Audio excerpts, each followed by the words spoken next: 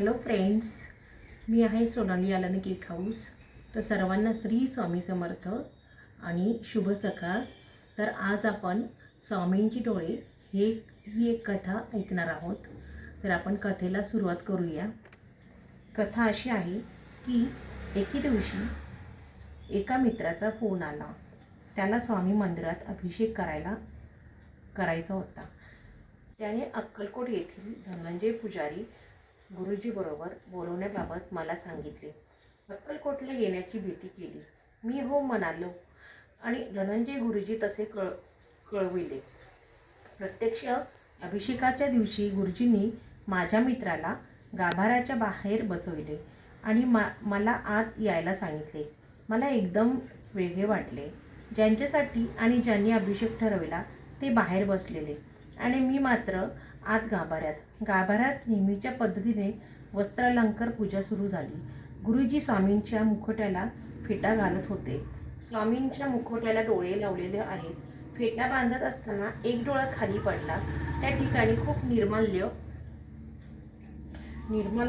होते. डोळा खाली पडल्याचे लक्षात येताच गुरुजी मला म्हणाले, शेखरजी, निर्मल्यामधून तो डोळा जरा शोधून काढा. थोडी शोधाशोध केल्यावर तो माझ्या हाताला लागला. मी तो त्याच्याकडे देत असताना ते म्हणाले, तो तुमच्याकडे हातात ठेवा. त्यावेळी अनेक विचार माझ्या मनात यायला लागले. नेमके मलाच का गाभाऱ्यात बोलावले? डोळा का पडला आणि तो मलाच का शोधायला सांगितला? या प्रश्नांनी माझ्या मनात काहूर माजले. डोळा हातात धरून बसलो असताना एक विचार प्रकर्षाने आला.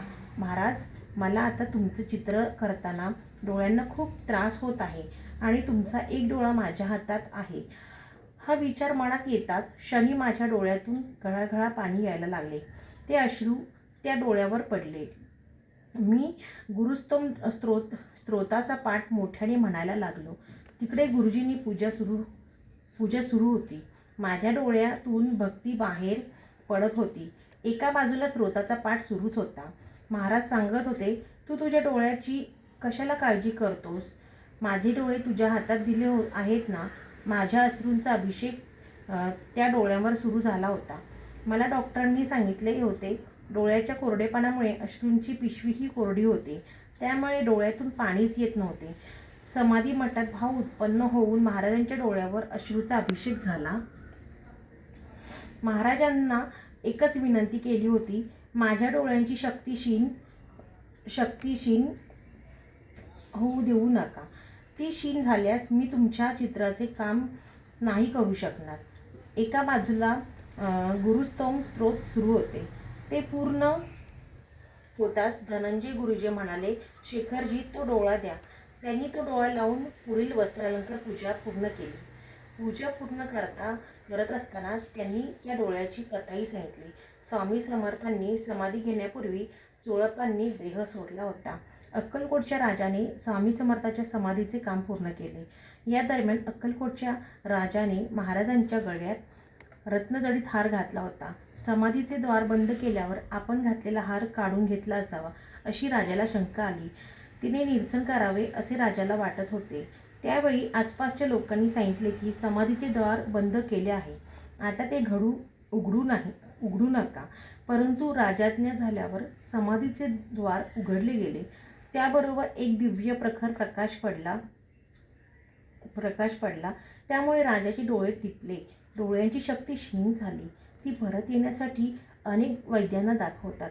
दरम्यान त्यांनी एका शंकराचार्याशी भेट झाली. त्याचवेळी शंकराचार्यांनी सांगितले, तू पूर्णावतारी दत्तपुरुषांच्या समाधी मंदिराचे द्वार उघडले. त्याचा हा परिणाम होता. तू आता समाधीला चांदीचे डोळे अर्पण कर. त्यावेळी राजांनी हे डोळे अर्पण केले आहेत. त्यानंतर राजाची दृष्टी व्यवस्थित झाली. नेमके राजाने अर्पण केलेले डोळे माझ्या हातात आलेले होते. हा अपूर्व योगायोग मी मानतो. त्यामुळे डोळ्यावर माझ्या नेत्राभिषेक झाला. या घटनेला साधारणतः 2 वर्ष होतील. त्यानंतर अजागयात माझ्या डोळ्यांना कोणताही त्रास झालेला नाही. एखादी शक्ती काम करते म्हणजे त्याची अनुभूती मी प्रत्यक्ष तुम्हाला सांगितली आहे.